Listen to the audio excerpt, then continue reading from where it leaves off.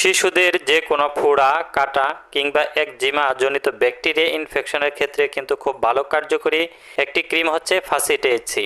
এটি কিন্তু যে কোনো বয়সে দেওয়া যায়।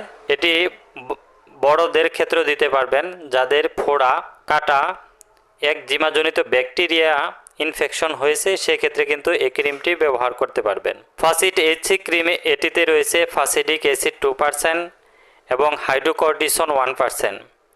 ফাসিটিএইচসি ক্রিম আক্রান্ত স্থানে লাগানোর নিয়ম হচ্ছে দিনে 2 থেকে 3 বার আক্রান্ত স্থানে মৃদুভাবে লাগাবেন। এটা কমপক্ষে 2 সপ্তাহ পর্যন্ত ব্যবহার করতে হবে। তবে আরেকটি কথা বলে নেই, শিশু 1 থেকে 3 বছর বয়সে পর্যন্ত, মানে 0 থেকে 3 বছর শিশুদের ক্ষেত্রে ফাসিটিএইচসি ক্রিম ব্যবহার করবেন না। তবে যদি ব্যবহার করতে চান অবশ্যই আপনার চর্ম বিশেষজ্ঞ ডাক্তারের সাথে পরামর্শ করে তারপরে ফাসিটিএইচসি ক্রিমটি 0 থেকে 3 বছর বাচ্চাদের ক্ষেত্রে দিতে যাবেন।